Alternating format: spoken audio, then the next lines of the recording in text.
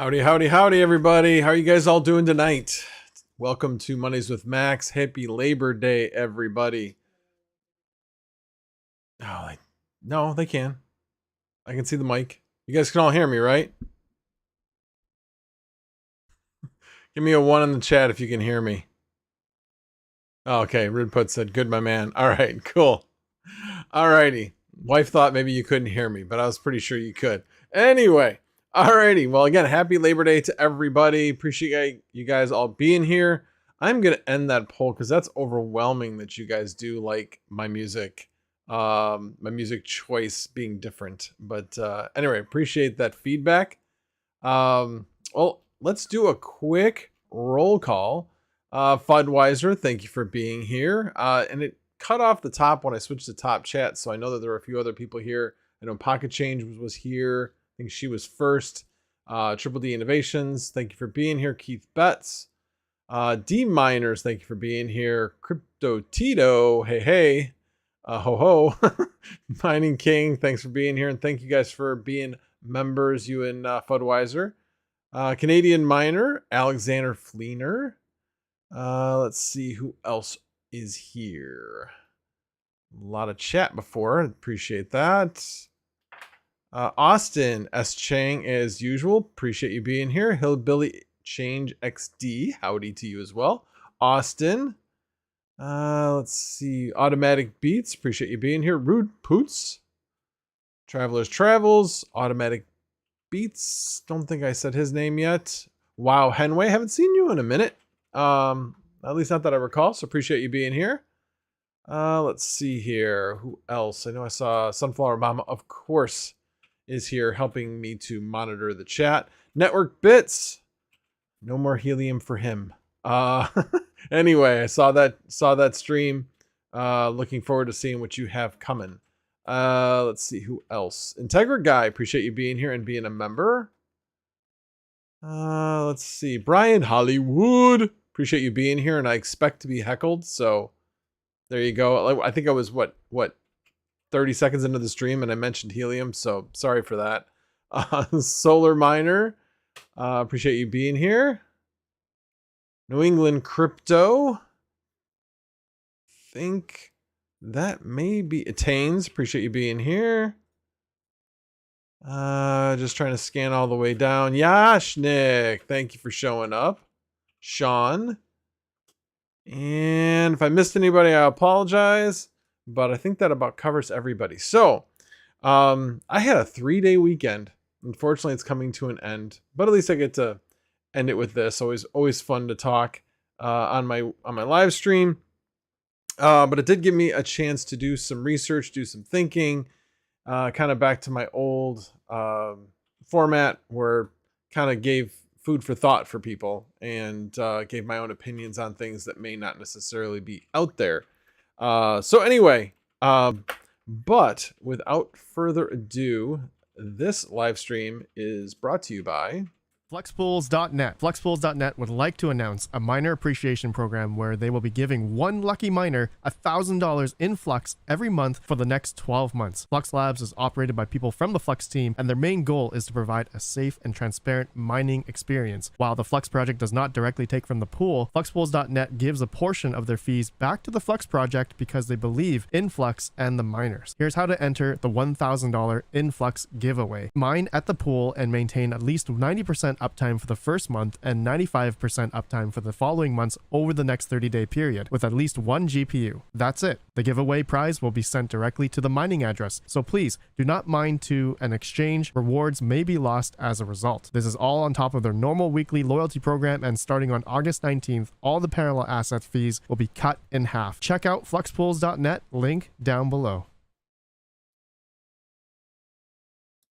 Alrighty. So yes, Fluxpools was nice enough to sponsor this video. I definitely appreciate that. One other thing that is coming up that is in the works, there is going to be a 99.5% loyalty, mining loyalty award. That is in the works, details to be finalized, but wanted to let you guys know that that was coming up. But like I said, don't have any more details on that other than it is a coming. So, alrighty guys. So first thing I'm going to talk about tonight is the merge. And there is so much to talk about regarding the merge. You think, oh, the merge is just going to happen. Yeah, it is. But there's so much going on around it right now that puts a lot of the future of Ethereum into question.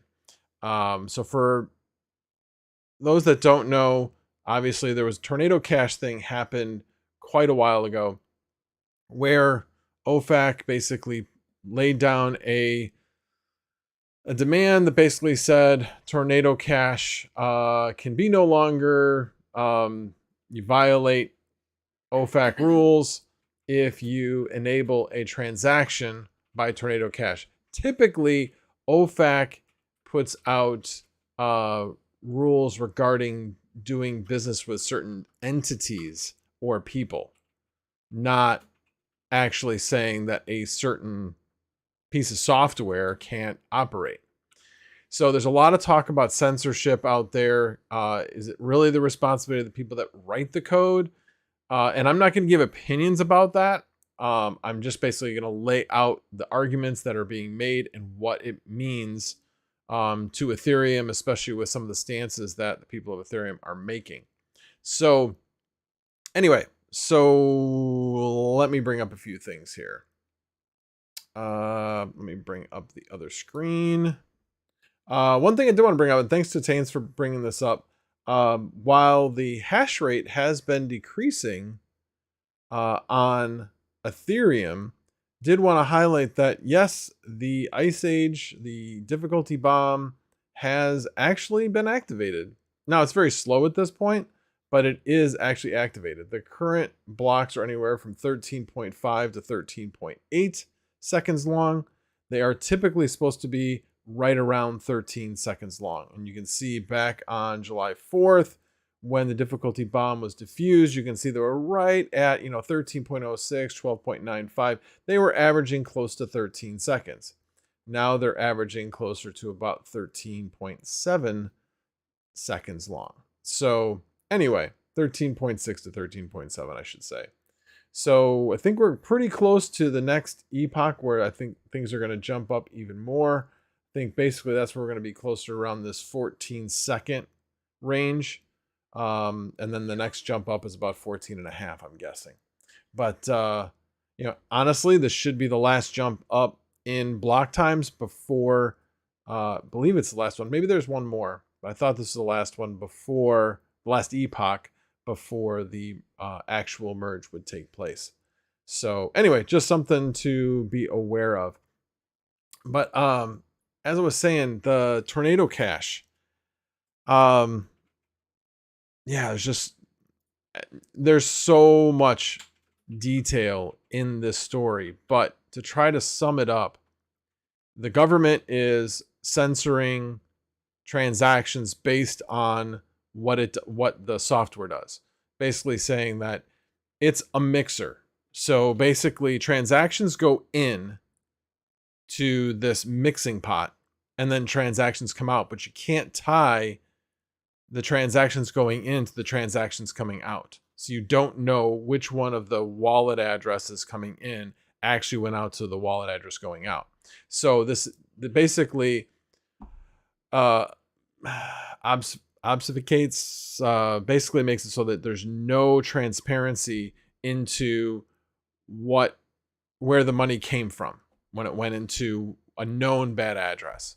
So this, obviously, when we're talking about terrorism and organized crime and all this kind of stuff, that's the reason why the government wants to be able to track all that, and basically says, what's the real reason for this? Why, other than for nefarious reasons, would you ever need this? And that's where the government's coming from. So Ethereum, on the other hand, there's been a lot of statements that have been made. Micah had come out and said, that this was a bad thing, that we should not have censorship on the Ethereum blockchain. Other people, and this is a big thing when an ETH dev says, this is a hill I'm willing to die on. That's what one of the devs actually said. you hear me say, well, this isn't the hill that I'm willing to, to die on regarding almost everything else. Well, this is the one where they are. So what is this going to mean for when we go to proof of stake? So right now with proof of work, you can have one block provider that wins a block, and they can decide to take those Tornado Cash transactions and actually put it into their block, while everybody else could censor it. So it still doesn't stop a particular transaction from occurring, because there could just, like I said, there could just be one. You could have one, in Russia or in South Africa or whatever. You can have one mining pool that is in those regions that would say, yep, I can do this.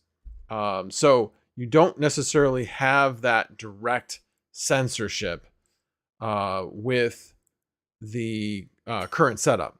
When you go, as I understand, when you go to proof of stake, now you have censorship because you need more consensus, hence the name. You need more consensus in order to have the network work. So you're kind of like, okay, well, what does that mean if we're required to actually censor the network? Well, Coinbase and I forget who the other one was, came out and said, if OFAC is going to require us, the US government is going to require us to censor these transactions, we'll just shut all our nodes down. That's their stance at this point. So that's all fine and dandy, but there's a bigger issue than that. And this is what I wanted to show people. Is this the one? Hang on, let me get to the right. Okay, here we go. So here's the Ethereum mainnet statistics for nodes. We have 43% of the nodes are in the United States. That would need to change. That would need to change pretty drastically. Not only that, you have a US company that makes up 48.56% of all nodes. That would need to change. We already know about Hetzner. Hetzner basically said no blockchain, no anything having to do with crypto can operate on our network. This has been slowly dwindling. This was at 16%. Now it's below 10%. So people are moving their nodes off of Hetzner. Basically, Hetzner, I think, is kind of taking the stance of, hey, as long as you guys move off, we're just going to let you take your time and move off of our network. We're not going to take any drastic moves. We value our customers, all that kind of stuff. But they told everybody, look, you can't be on our network. And it looks like most of the users are complying. The ones that don't, after a period of time, if it goes down to 4 or 5%, they probably will just eventually just shut those guys down. And it won't harm the Ethereum network because it will be such a small percentage of the network that it won't really do anything. But going back to the original comment, 48.56% are on AWS, a US-based company. You know that if the government is going to require this censorship, that Amazon's going to have to comply in all around the world. So this is going to be very, very interesting to see what happens as we get closer to the merge, and to see if Ethereum is going to go ahead and just be like, consequences be damned, or are they going to be like, hey, maybe we should wait and make sure that we know what the US government is going to do? Because if they are going to require that censorship, they're going to, go to Coinbase, going to go to Amazon and say, nope, sorry, you have to censor these transactions. Amazon's basically going to go, okay. They'll make sure that the transactions are censored, and if they're not censored, they'll kick them off their network. That would be my idea of what Amazon's going to do. They're going to give the node operators the opportunity to censor the transactions, but Ethereum itself is talking about doing social slashing, so that any node that is going to censor transactions is going to be slashed. And if you don't know what slashing is, that's basically the removal of your stake, or partial removal of your stake. And the more times you do something, the worse that the slash gets. So all of these things are being discussed. There's a EIP in the works for social slashing. So this is just beginning. I mean, it's really just beginning. It can get really messy. I mean, you've seen a lot of these proof of work networks pump over the last few days, and Ethereum has done almost nothing. Yeah, it's, I honestly, I didn't see any of this coming. I mean, really the key tipping point was Tornado Cash, and what OFAC did, which is Office of Foreign Assets Compliance, I believe is what OFAC stands for. But, them taking the stance that they did really kind of threw a lot of this into question as to how things are going to go going forward. I know Ethereum is quite upset with the U.S. government regarding this. They do not believe in this censorship. There's a lot of people that are like, why the people that write the software get arrested? They didn't do anything wrong. The people that use the software nefariously are the ones who are actually doing something wrong. Again, I see both sides of the argument because I don't really know why you would use this software unless you did want to use it for nefarious reasons. So, yeah. Anyway, there's a whole lot of murky waters ahead leading up to the merge to see what might happen. Because, heck, if Ethereum merges and then OFAC decides, as Coinbase is not censoring, that the OFAC goes to Coinbase and says, nope, sorry, you cannot do this. You have to censor these transactions. And then they drop off the network. And then they go to Amazon saying, you can't have any nodes on your network where this isn't being censored. And then you have node operators censoring the transactions and then getting slashed. I mean, this could be a complete cluster in the making, which will not be good for Ethereum. The real question, though, is will OFAC actually enforce what they've stated? That's the real question. Lots of things get said, and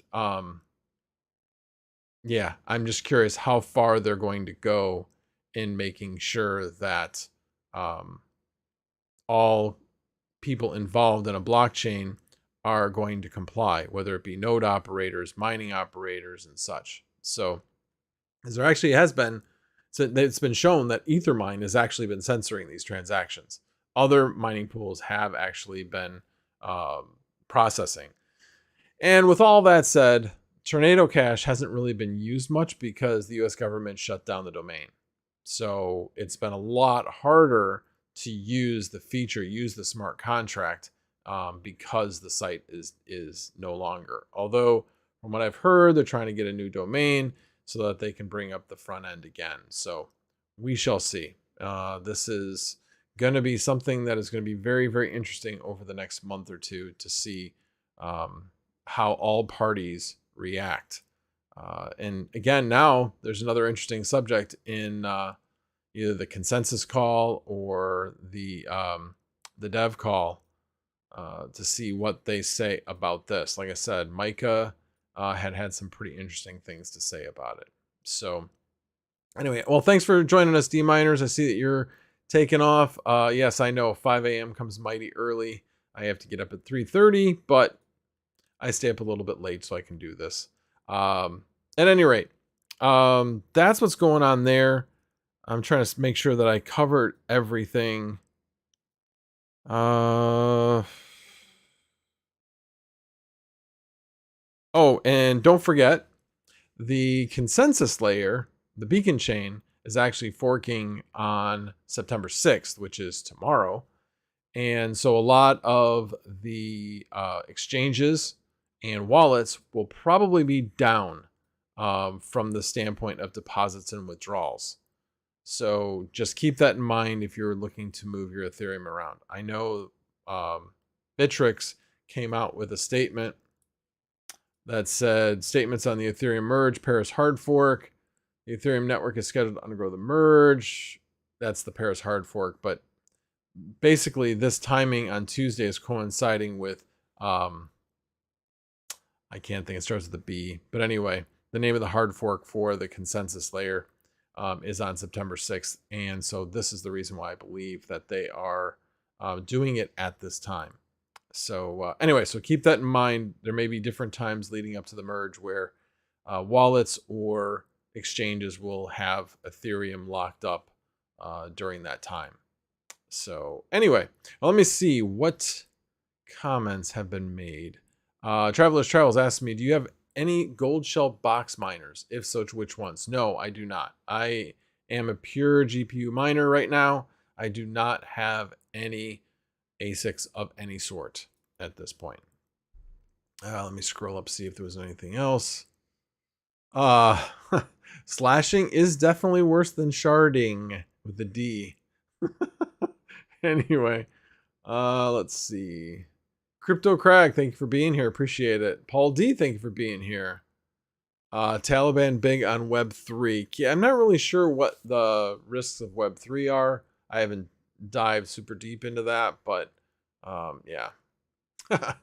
No new plaid yet. No new plaid. Can barely see it actually, but yeah. Don't forget, keep looking, people. Keep looking. I'm going to be going back to it in a second. All right. Let's see. Crypto Craig says, are you looking to the flannel season? Yes, I'm looking forward to the flannel season. I actually debated on wearing a flannel tonight. It's actually pretty cool here today. Didn't get out of the low 70s. So it was the coolest day since June 12th. So hopefully heading into fall, heading into cooler temperatures, much fewer 90-degree days. Yeah, this is all good things, and less use of the air conditioner in my house would be great. That is for sure. ABMNS Production, thank you for being here. Veteran Miner, thank you for being here. All right. So, D-Brand, let's get this merge done and move on. Yeah, it'll be like I was on Saturday night eating popcorn when after the merge happens, because so I actually watched a video. I can't remember who it was. I was watching lots of videos this weekend, but one of them talked about the triangle, which is decentralization, scalability, and security. You can have 2 out of 3 of those. You can't have all 3. You know, you can have really good decentralization. You can have really good scalability, but maybe you're gonna take away some security. In this particular case, I think they are giving up decentralization but keeping security and scalability, or increasing their scalability at the expense of decentralization. As you saw, AWS has almost 50% of the network. That's not at all decentralized. And until they make things a bit more clear and don't allow people to get slashed. I know that they're doing the slashing to try to keep bad actors out of the node validator network, but the way they've implemented it has basically scared away home operators. Plus, the amount of Ethereum required to run a home node is, again, off-putting. People aren't going to want to do that and risk losing some of their 32 Ethereum. And there's been slashing events. All of them have been, oops, nothing that was, done intentionally. Most of them are from situations where somebody's trying to either not game the system, but trying to make it so that they can gain more blocks, shall we say. And then others have been so that they could provide better backup. So for instance, if you have a backup node and your backup node thinks that your primary node goes down, but it doesn't, and now they're both on the network, And so you have the same node ID validating two different blocks. And that's a big no-no, and that will get you slashed absolutely every single time. And that has happened a few times. So anyway, it's a small percentage of the staked Ethereum that this has happened to, but it is definitely a non-zero risk. It is a, I don't want to say significant. If you're paying attention and you do your homework, it shouldn't happen to you, but it is definitely a risk. There's also the risk of, so there's two different ways. There's doing something that looks like you're doing something wrong on the network, and then non-participation. Both of those can get you slashed. So, and then of course, like I said, brought up social slashing. So who knows if that will go into place. That would be pretty interesting if that actually gets pushed through. All right, unboxing project. Heck yeah, pump that mining heat back through the house season. Yeah, exactly. I'm looking forward to that. Unboxing project. Is this going to go down in history as the Battle of Paris upgrade? I don't think so, but we'll see. We shall see. Oh, you're welcome, Keith Betts. I enjoy this, so. Where is Eric? Oh, should I worry? If you do have questions, please tag me. Should I worry if I'm about to get a payout in the next 2 days? If they are suspending ETH transactions for wallets or exchanges, should I push my payout a few days? No, because it'll live on the blockchain. You don't need to worry about that. So anytime, so I'll give you an example. My exchange, it will not recognize anything that's less than 0.05 ETH, period. Can't deposit it. So it sits out on the blockchain until you accumulate more than 0.05 ETH. Once you do, then the exchange accepts that transaction. So every transaction that you have lives on the blockchain and will be stored on the blockchain. So you have nothing to worry about if a payout goes through and your exchange isn't accepting deposits at that time. Don't need to worry about it. It will go through once they bring deposits back. And again, they will bring deposits back very quickly. This is the number 2 cryptocurrency in the world. They're not going to want to keep Ethereum off of their exchange very long. They just need to do a few updates in order to be ready for the merge. No, I did not hear that Binance is ending support for USDC. Interesting. Yeah, I did not hear that unboxing project. So thanks for sharing that. I'm assuming you're saying that because that is fact. But no, I had not heard that. Brian Hollywood, my new keyboard is giving me fits. Moving from clicky to linear. The struggle is real. Okay. I guess I could kind of see that. So, at any rate, all right, well, let's move on to the next subject, which is all these things that have oh, you know what, actually, before I do that, I was actually watching a video just a little bit ago from Son of a Tech, and basically it said that researcher says Bitcoin may fall once Ethereum goes to proof of stake. The idea behind that was, wow, Ethereum is going to save all this energy making proof of work irrelevant. Yeah, I don't see that happen. I don't think anybody here sees that happening. And it was like every argument this guy was making was really false. But anyway, if anybody has seen that video, I forget what the guy's name was, but yeah, it was quite the interesting assumptions the guy was making, which were definitely false. So at any rate, all right, well, let's take a look to see where Neoxa is right now. Let me actually do a quick refresh on this. So we are currently sitting at, why can I not find it on here? Oh, there it is at the top. Almost 1.6 cents. So definitely has gone up quite a bit. Here, let me go back to the 1 month so you can see where it was, which was way less.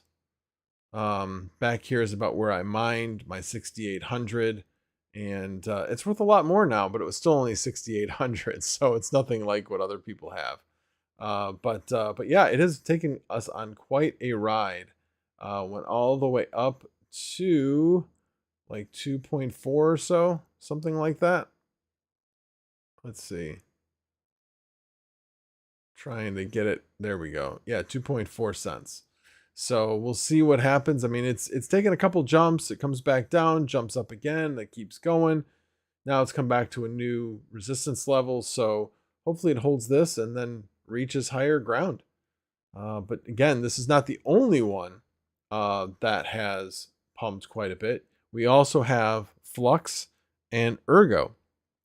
I'll talk first about Flux. Lots of things happening with Flux.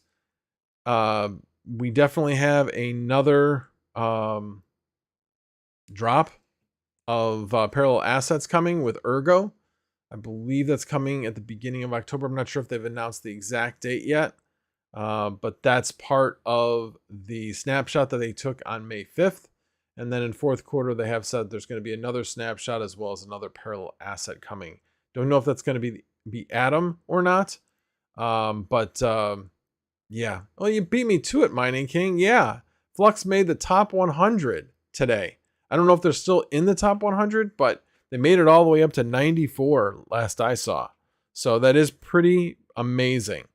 Actually, with the first, again, speaking of Flux, Fluxpools, that pool is actually the first pool that has used its front end, actually deployed it on Flux. So if you look in the description, there's like fluxpools.api.runonflux.io, I believe is what it is. Anyway, you can take a look in the description. You can see it down there. But yeah, they're running their front end on the Flux network now. I think that's pretty cool. So anyway, but other things coming up in the fourth quarter is the proof of useful work concept roadmap, as well as the Project Thunder, which is persistent storage. They're going to have the beta of that project. That's what's on the roadmap, as well as Jetpack 2 tools and metrics. So Jetpack 2 is a project for those people that are developing apps on the network. It makes it much easier to deploy and develop apps, from my understanding. I'm not a developer. I just know what they've been saying about that particular project, and I know that the Flux team is pretty excited about that. So anyway, but yeah, they reached 94 today, so that's pretty exciting. Ergo is kind of the one I really wanted to talk about tonight for a little bit. So yes, they definitely had a price pump. They went up to $5. So that's pretty amazing as well. They are a smart contract platform, not just like Ethereum, but like Ethereum. They're a smart contract platform. And they have a feature called Ergo Mixer. Yeah, I don't know how much this is used on their network, but sounds a lot like Tornado Cash. And there was actually a Reddit post where this question was asked, and this was actually posted in the in the Ergo Discord. Hasn't gotten a lot of responses or anything like that, but it was posted. So privacy enabling tools like mixers are important for a variety of good reasons. However, I do get the point that it is used by illicit actors. It can be targeted to get sanctioned as well. How would Ergo Mixer be able to remain privacy enabled but yet be compliant? And unfortunately, I don't think the US government or OFAC has specifically stated its guidelines for this type of feature. But yeah, I'm nervous about this particular item with Ergo and what their response will be. Again, it's a smart contract platform. You can build smart contracts that can do similar things. And in this case, you can build a mixer is already built. So something to keep an eye on and see if this affects Ergo.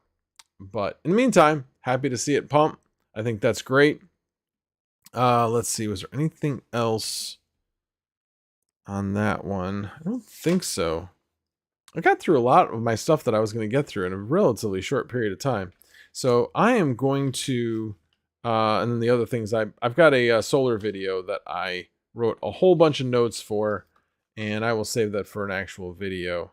But anyway, alrighty, guys. So what's going on with you guys? What questions do you have for me? Paul D, don't tell the feds. I wasn't planning on it. Like I said, Ethereum is the big guy on the block, the very obvious one. Wait a minute, Keith Betts, are you saying it's down to $3 now? It was at $5 just a little bit ago. All right, hold on a second. Now I gotta go look it up.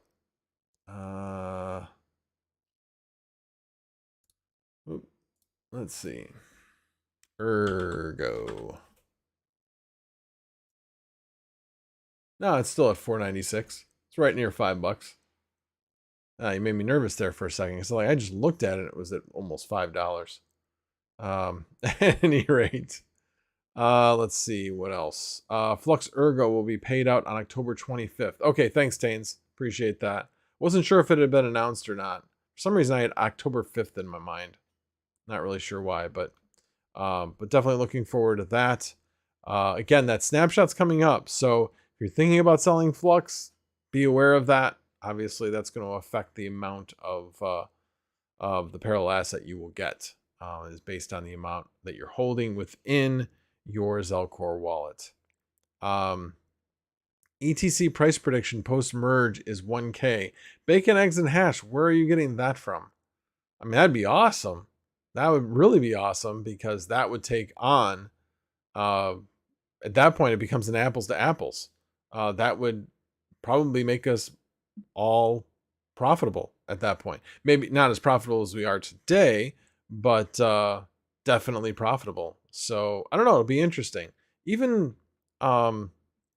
Vitalik had said that, well, if you're gonna do proof of work on a smart contract platform, Ethereum Classic is a perfectly fine platform if you want to stay proof of work.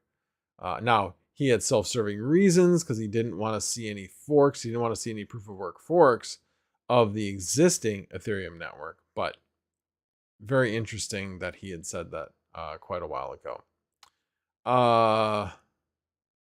So, Mining King, what running ETH nodes on the Flux network? I'm not sure what you're talking about. ETH nodes don't run on the Flux network. I'm sure you're probably trying to make a joke and I'm missing it, so apologize for that. Wow, Henway says, what is the best GPU for Ergo? I'm honestly not sure.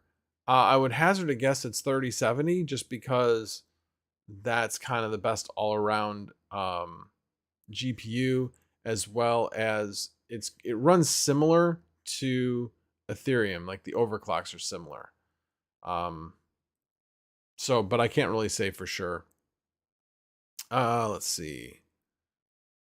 Yeah, it's still at 5. Thanks, Paul D. Appreciate that. Keith Betts, as seen, and seen, I missed that opt. It was real flat at 3-ish, and boom, pumped to 5 on Ergo. Sorry about the typos. Yeah. Yeah, it stayed at 3 for a while, probably, and then pumped to 5.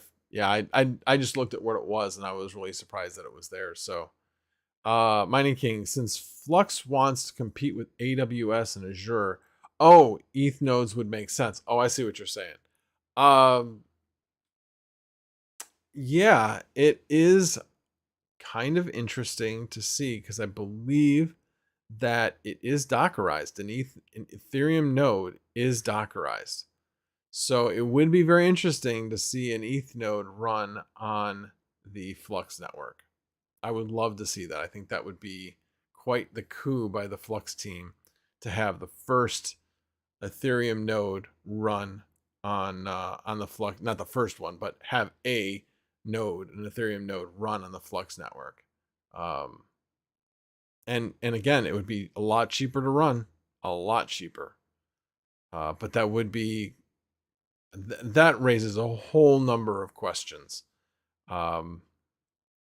Yeah, I have to give that one some more thought before really talking too much about it. I had actually theorized that a while back, like, why couldn't we do this? And I did since learn that the Ethereum node is Dockerized and so should be able to work, I would think. But again, I don't know if Flux actually wants that. So I don't know. I'm sure they have to get some type of approval. It has to get in the Flux Labs system. There's probably a lot of things that would need to happen in order to make that happen, other than just to say, "Yep, I've got this. I'm just going to run it," type of thing. So Dprant asks, "How are future PAs you have mined paid out?" So basically, when you mine them, they're paid out. Well, in most cases, not in all, but all the big mining pools for Flux pay out the parallel assets with your mining profits in Flux. So you don't have to worry about exchanging them. Now, if you run a Flux node, you're getting paid out parallel assets in that parallel asset. So you have to claim the parallel asset, which costs money, costs Flux in order to claim it. And then it also costs additional Flux as well as some of that particular coin that it's parallel with, to actually exchange it into the coin that you wanted. Either, like, for instance, today, for example, I actually claimed a little bit of my Avalanche. So it was Flux Avalanche, which I already had some from the drop, and I wanted to exchange that into Flux. So thanks to Taines, appreciate that, he sent me a few cents worth of Avalanche in order to make sure that I could actually complete that transaction instead of having me jump through a number of hoops exchanging my my Avalanche that I have at my exchange, which currently isn't allowing me to exchange any of it. So anyway, again, thanks Taines, I appreciate that. But anyway, had to spend a little bit of Flux, spend a little bit of Avalanche. I mean, literally the amount of Avalanche I had to spend was 3 cents. Just 3 cents. Or actually 2 cents. Take that back. So it's not much. It's more Flux than anything. I had to spend 2 Flux, which was obviously like 250, something like that. So, but anyway, I have it now exchanged all into Flux. And you might be wondering, well, why would I do that? Well, I did that because now I'm about 250 Flux short of having enough for my third Flux node, my third Cumulus Flux node. So toying with the fact of exactly how I'm going to do that, if I'm going to host it somewhere or if I'm going to get another Raspberry Pi, because they are actually a little bit easier to get. They're not any less expensive, but there's places that actually have them. So did that, a little bit of research on that today. So Canaan Kit still has a few in stock, but you have to buy their like $185 kit in order to get them. So they're pulling basically like a Newegg, as well as any of the others that are selling these that have them. They're all selling them as kits. So the one that I looked at was about was less than $150, and I can't remember the name of that place because it was, here, let me see, actually, makerbright.com. That was what it was. So they have some. Definitely do a search on the Raspberry Pi website, and they'll tell you all the places. Go to basically say what you're looking for. Click on the MakerBright link. It will bring you to a page that makes it look like you can just order the board, but you can't. And you have to order the accessory kit. But when you click on the accessory kit, it takes it to something less than $150, like 140 something. Any other place where you looked for the kit, it's going to be 170, basically 180 to $190. So you definitely want to go that other path, assuming it would let you go through and pay for it that way. But anyway, I'm debating on that. Kind of waiting it out a little bit. But anyway, let's see. Okay, you answered that question. So then their nodes could be decentralized, right? Yeah, it's about percentages. The amount of nodes that would be on the Flux network would not be that many. So did you have one in particular? Wealth Talks asked how much bandwidth does a Flux node use? Oh, so Wealth Talks asks, how much bandwidth does a Flux node use? So it depends is really the answer to that. The requirement is 25 megabits per second. And does it ever use that? Yes, it does. Does it typically use that much? No. It typically uses somewhere around 10 megabits is what I found, somewhere between 5 and 10. Big thing that it depends upon is whether or not you have an app running on your Flux node. If you have an app running, or if you have multiple apps running on your Flux node, which is definitely possible, that will be dependent on whether or not you're going to have higher upload needs or not. So I haven't looked at it in quite a while, but I've seen it where one of my nodes was like 15 consistently, 15 megabits per second, sometimes even up to 20 to 25 for periods of time, for not just short periods of time, but I'm talking like 10, 15 minutes at a time. Obviously, when you're running your, what's the word I'm looking for? Why can I not think of it? Anyway, when it's basically testing your node to see whether it meets the requirements, that's when you're going to see the highest upload. So, at any rate. Well, hello, Red Panda. Thank you for joining us. I appreciate that. All right. So, Tains, if ETH nodes are Dockerized, then anyone can start up an ETH node on Flux. No permissions needed. That's the whole point of Web3. That's what I was wondering, but I see all these things going through Flux Labs. So I was thinking maybe that was kind of a requirement. I don't know. I'm really curious to see. Like I said, what I read was that it was Dockerized. And I was like, really?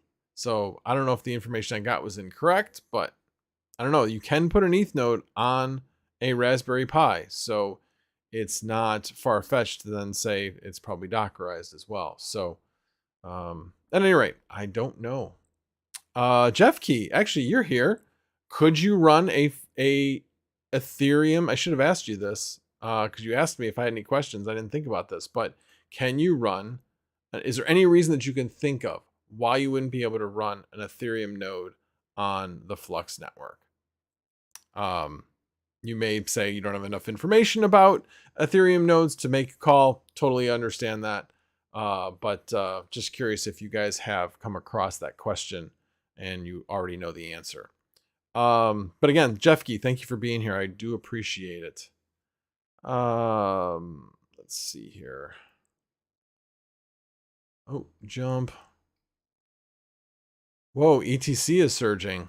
Like all the main proof of work coins are surging. That is awesome heading into the merge. Like I said, I think we'll still go through a period of time where we won't be profitable, but the more these prices surge and stay high, means that things are going to be less unprofitable, I guess, and should be able to turn things around quicker.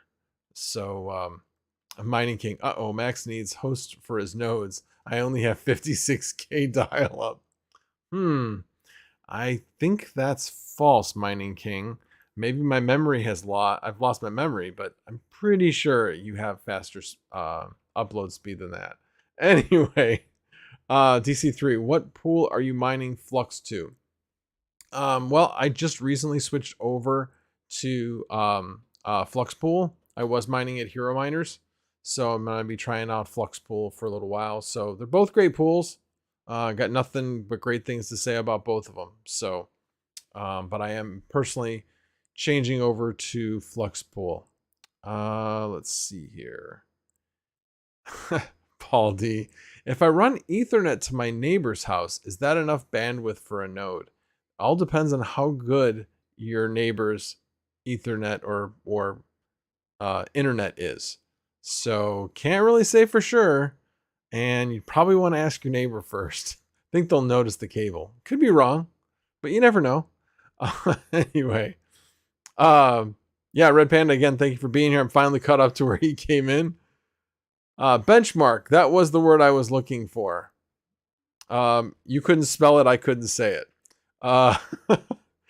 So Moet Mining, my 2 nodes for August 8 up 554 gigabytes and 549 gigabytes of traffic. Mine are eating up way more than that. Way more than that. Last month, I think I was at like 6 terabytes of data. 6 terabytes. And normally I'm at like 1.3. So it's more typical that you're going to be at multiple terabytes of data, probably like 2 to 3, maybe 1 to 2, but certainly well over 1, probably closer to 2, little over 2 would be my guess as far as how many terabytes. Again, you do the math per second, it adds up. It definitely adds up. Yes, I will close my window because I'm not doing anything with that anymore. All right. Okay, scrolling down. All right, let's see what Jeffkey said. You need the current requirements for regular node. I'll have team look into it. Yeah, that'd be cool. Like I said, I'd be really curious. Wouldn't that just be like the biggest coup to run an Ethereum node on the Flux network? That would be so cool. So cool. Anyway, everybody want to pool together? Yeah, I would pool a portion. I would definitely pool a portion. I would love to see that. Would love to see that. Netflix just announced it's banning crypto commercials on ad-based streaming. Oh, Netflix just announced that they are banning crypto commercials on all ad-based On the ad-based streaming. on the ad-based streaming service. Well, on the non-ad-based, there's no ads. So, so anyway, that's pretty interesting. Obviously, there is definitely a anti-crypto sentiment that is out there right now, which I think is unfortunate, but I'm sure something that the U.S. government did with Tornado Cash only just generated that same thought of the only people that use crypto are criminals. And obviously we all know that that's not the case. Not at all. Oh, upside is that Netflix is also banning political commercials. I suddenly want to watch Netflix, especially heading into November. That's for sure. All right, let me continue scrolling down. Jeffy, I think we can do it, by the way. Yeah, that's what I was thinking. That would be like so cool. I don't know.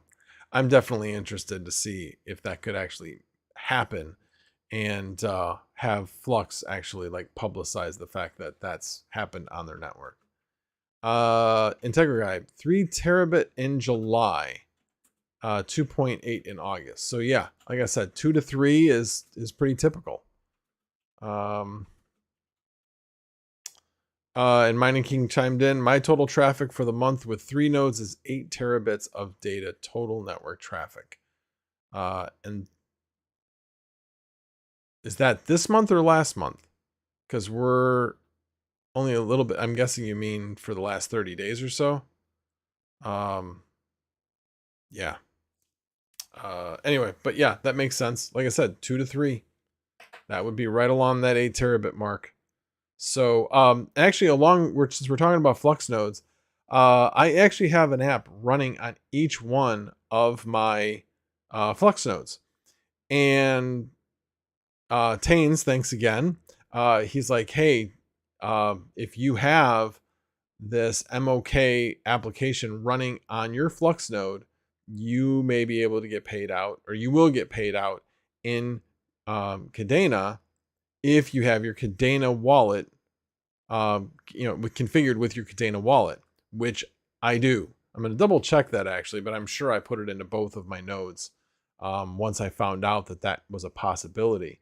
But it's a very, very low possibility. It's like less than 5% of all Cumulus nodes will have this app on their nodes. So one of my 2 nodes has it, and obviously that's against the odds. So I'm thankful, and certainly will report it as soon as I get a Cadena payout. So looking forward to that. Yeah, last 30 days. I just turned on the 4th node yesterday. Nice. So I'm sure you are loving the fact that Flux is up. In fact, let me see where Flux is at. Last time I saw it was like $1.37, $1.33 now. So same general range. It's holding its own. So that's really cool. Oh, you will get paid mock if you have your KD8 address on the node. How do you get paid in mock to your KD8 address? I don't know. Like I said, I know very little about this. I'm thinking if it's mock, I should have a mock address, not a KD8 address. I don't know. Not really sure. But like I said, when I see what happens, I will report it. Yeah, 8 terabits. Like I said, my last one was like 6 to 7. So it takes up a lot of data. You got to make sure if you're going to run a node that you have unlimited data. I believe Comcast is now at like 1.2, 1.3 is their limit, not just 1 terabit, but you'll easily exceed that. What I've got with Comcast is I've got their gigabit service, where I can do 1.2 gig service. Down, up is 35, although I get 43. So running 2 is fine. Running 3 would probably be pushing it, but I may try it. And then if it doesn't work, then I can ship off my node to somebody else that has enough bandwidth. But anyway, yeah, what I also do with my package is there's an Xfinity package for $25 that gives you the rental for your modem, your gateway, as well as unlimited for $25. If you just had your own modem and you wanted to pay for unlimited, it's $30. Makes no sense. But and the other thing that's been coming up recently, and I think I saw this in the chat even before the live stream started, was make sure that you have a good router. Having your ISP router, no bueno. That is no good. I tried using the Comcast router. Only way I could get it to work. I tried it with port forwarding. I tried it with UPnP. None of that worked. The only way I get it to work is DMZ, which is not the best way to run long term. But I was able to run with it for a little bit, but knew I wanted to get a router. And so I got the router, and ever since I got the router, running UPnP, everything works great. So if you have a combined gateway router from your internet service provider, you may have to run it for the modem features, but you either put it in bridge mode or get rid of it.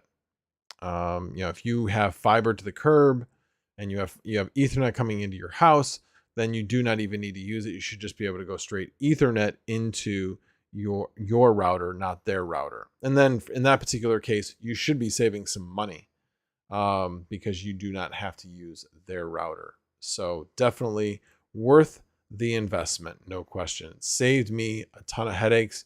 My nodes have generally been running really, really well. I did have a period of time last week where they did go down. And the reason why they went down was because I had some power fluctuations. So it was understandable.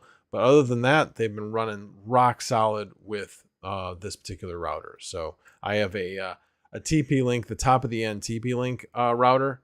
So absolutely love the thing. And got really good support. I was asking them some questions. The actual benchmark that they have on the actual router is false. It doesn't work. But other than that, the actual function of the router works very, very well. It's just that extra feature that doesn't work well. Anyway, Moet Mining says, I run 3 nodes on my Xfinity 1.2. You're good. I run 5 testnet nodes as well. Well, I'm glad it works for you. I do have the latest version. I have the white gateway. Xfinity gateway. Unless you are running on, so you're not running on your own modem, you're actually running on their router. All I can say is it did not work for me. And as soon as I got rid of it, it worked fine. And I played with this thing for a long period of time, trying to get it to work. And even if you go into, and I forget which Discord channel it was, but there's a Discord channel that actually shows the routers that have been verified to work with a node. And the list is relatively short. I should actually add TP link one to it. But yeah, it's not a very long list at this point. Triple D Innovations, I put my ISP router modem in bridge mode. Good. Glad to hear that. Hopefully your actual node will stay up now instead of running into the problems that you were running into. Hopefully the people over at the Flux Discord were able to get you back on track. I know they were giving you some good advice. So yeah, if you are running into any problems, there is a channel over in the Flux Discord, and they will ask you for information, download files, all kinds of things so that they can evaluate things remotely. But they are very helpful, and they do give very, very good advice. So if you are running into problems, I highly recommend that you reach out over on the Flux Discord. Mining King. Max will hate me for this, but I have an Asus router, 100% amazing. Yeah, Asus routers I've had not such good luck with. I had originally had an Asus router that died after 10 months. It could just be bad luck. And then I got an Asus router that was supposed to have amazing coverage. It didn't. The coverage was pretty bad.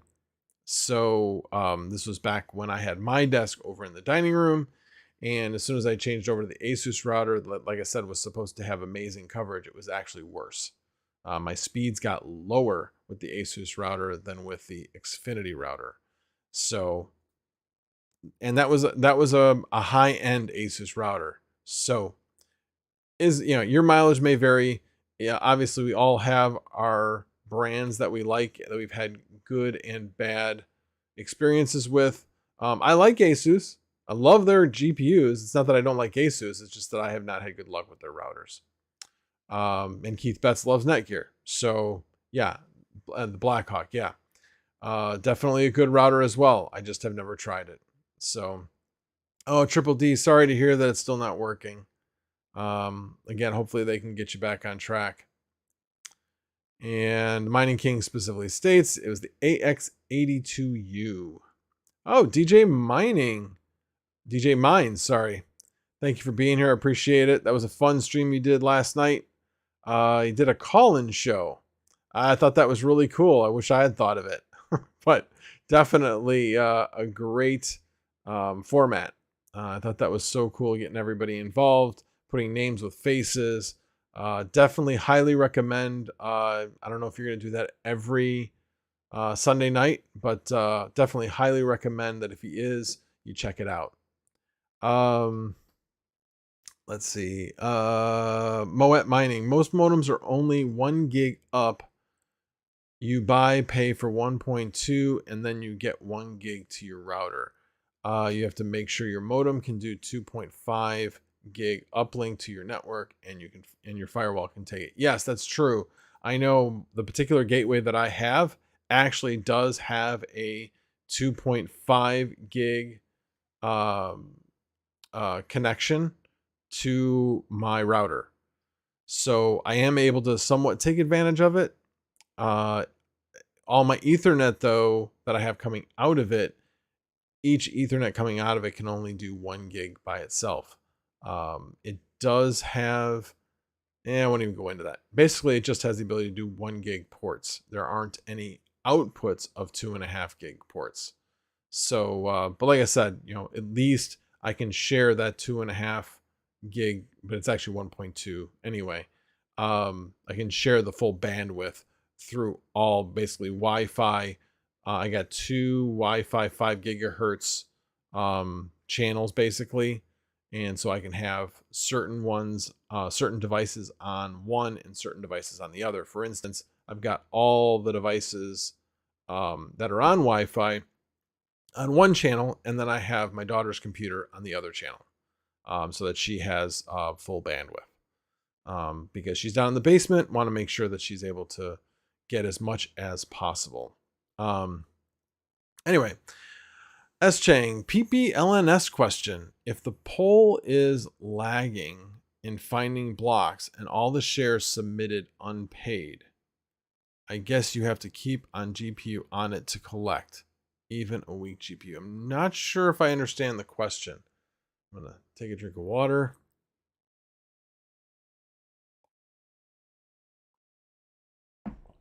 Yeah, I'm not sure I understand that question. Here's where I think you may have been going with that question. If a pool is lagging and finding blocks, in other words, it has bad luck, and all the shares submitted unpaid.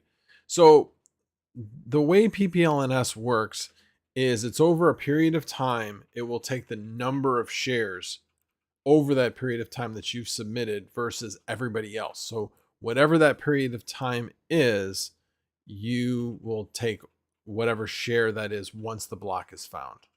I hope that explains it somewhat. So yeah, let's say you're mining to a pool and normally gets a block every 1 hour, but it doesn't get a block for 7 hours this time. And so you're mining away. And let's say after the first hour, you're like, hey, they're not finding a block, I'm going to stop. And over the next 6 hours, it's a 6-hour window. Over the next 6 hours, you're going to run out of shares. So the next time it finds a block, you won't get paid anything on that block. So there is definitely something to be said that, being with PPLNS, there is a certain amount of loyalty that you benefit from, because there's a ramp up. Because as you move into the window, you're going to start gaining more and more percentage of shares until you're in the full window. Then you're going to see all of what you normally would get. And then as you stop, you're going to see a declining amount that you're earning as you go out of the window. So yeah, if you see all of a sudden that a pool is doing really, really well, or a coin is doing really, really well, and you're like, hey, I want to take advantage of that. Well, it's going to take you a while to actually gain full advantage of mining at that pool. Again, PPLNS is there in order to make sure that loyal miners are benefiting from that more than the ones that are hopping in and out of pools. If you are a pool hopper, the pay per share is a better option. Let's see. When he thinks he wants to talk about H&T. No, I have not really thought about talking about H&T. Not at all. Not at all. All right, let me go up here and see.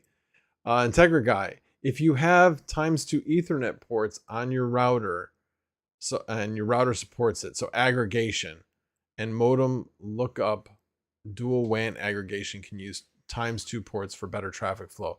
I thought about that. So yeah, my router does support aggregation. That was kind of what I was about ready to go into. I'm like, nah, I'm not going to go down that rabbit hole. But yeah, I debated on whether to see if WAN aggregation would work. I don't have aggregation. Well, you're talking about WAN aggregation. I've got LAN aggregation. So I've got a 2.5 gig port for my WAN connection that is working well with my router. It's the LAN aggregation that I have. So basically on the LAN side, but I don't have a switch or anything else that supports the LAN aggregation. So at any rate, but that's a good point. Definitely a good point, and it's a feature of this particular router. So I thought about looking into it, and then I'm like, nah, everything's working fine. So I get consistently 900 to 1,000 down, 1,000 megabits per second down.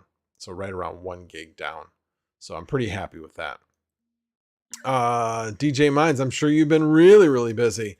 Sleepy, just organizing the garage. Yeah. Anyway, let's see what else we got here. Alrighty, well, I have been going for an hour and 11 minutes. If anybody's got any got any last minute um questions, let me know. Otherwise, I will leave you to the rest of your evening, and I'm gonna go to bed pretty soon because I gotta be up early. Gotta be up at 3:30. So wait a minute. Max Voltage, what's up with a spike in helium rewards the last few days? I was surprised to finally be back to normal. Been too long. LOL. Okay, you're gonna make me look, aren't you? Let me see. I always look on my phone, so let me take a look to see what my rewards are. You can honestly, I haven't looked for a while. Let's go here. Let's see what the last 24 hours looked like. At least at home. Nope. Mine not so much. Oh my god. I'm definitely gonna have to relocate mine. Yeah, my transmit scale is now at 0.3, and there's 5 HNT miners in my hex. Anyway, I will have to look at this again, and I'll have to relocate it again because this is ridiculous. But anyway, over 7 days, my earnings are 0.58 over the last 7 days. Over the last 30 days, I'm at 3.1. So, not horrible. That's like a whole $10 or so, something like that per month. So H&T definitely has come down a lot in price. Let me do a quick lookup on it. So just so you know, Brian Hollywood, I did not bring it up. I'm simply asking or answering a question. So we're at $3.85. So probably closer to $11 or so per month based on the current price. Yeah, So. put your miner in the garbage and salvage the Raspberry Pi. Yeah, that has definitely crossed my mind. Yeah, definitely crossed my mind because, yeah. They don't know what cost your mine. They can't hear what I'm saying. Oh, so yeah, definitely crossed my mind to get rid of, basically do what Hawk did with his, just salvage the Raspberry Pi and build out a node with it at this point. I'd probably value it a lot more doing that. But I have 3 of them. I have 3 helium miners. And the one I have in my house is actually doing the best. The one I have in Florida is actually doing the second best, which isn't really great. Partially, I think, because of the way, that's probably a triple pane window, being that it's Florida. So I think that's probably because I have it inside. And then the one I have south of Chicago. And that one's on a first floor. Again, I think it's got newer windows. Yeah. Anyway, is what it is. But definitely thinking about it. Let's see. Oh, thank you, Triple D. I appreciate that. Red Panda says, I saw the 10 gigabit aggregate thing from Ubiquity. I need that for sure. Yeah, I would need it if I actually had that much inbound bandwidth, but I have no ability to get that. So I will build out my network as my internet provider sees fit. Although I may have mentioned this before, I do have the ability to get 3 gig up and 3 gig down. It would only cost me $1,000 up front and $300 a month. Yeah, I'm not doing that. Not for that price. But it is like a special, a lot of special stuff that they have to install in order to make that happen. I read up on it. It's something that they really only want to do in one-off cases where it's extremely needed or somebody's just willing to pay for it. Honestly, I think it's go away pricing. They figure most people won't do it, but hey, if you're willing to pay me for that amount, okay, we'll do it because it becomes profitable at that point. So anyway, alrighty guys. Well, again, thank you guys for stopping by. Really appreciate it. And you guys all have a great night. Oh, and before I go, almost forgot. I do have a Misfit Mining video advertisement. So please stay tuned for that. And then I will come back and say a final goodbye. The GPU Hanger. Misfit Mining and the Meter Box Company have partnered up to bring back the GPU hangers better than ever. The iconic Misfit Mining GPU hanger is now going to be PVC injection molded, making them stronger and more heat resistant than ever before. This project will be 100% community funded and produced once our goal is met. As a thank you for all your support, we are running a massive giveaway for the entire month of September, giving away over $7,000 in prizes like the iPolo V1 Mini, Mini Classic Plus, G1 Mini, tons of meter boxes, GPU hangers, and limited edition NFTs. Check out the new GPU hanger and enter this amazing giveaway. No purchase is necessary. You may also purchase additional items for even better chances to win. The GPU hanger contest is worldwide, extending through September 30th. Winners will be publicly announced on October 5th. And alrighty then. Yes, that is the hair tip for the night. Let Sunflower Mama cut your hair. Because she just recently cut my hair. So it definitely needed it. It was getting a bit out of whack. So anyway, that is the last tip of the night. Again, thank you all for coming. I appreciate it. And you guys all have a great evening.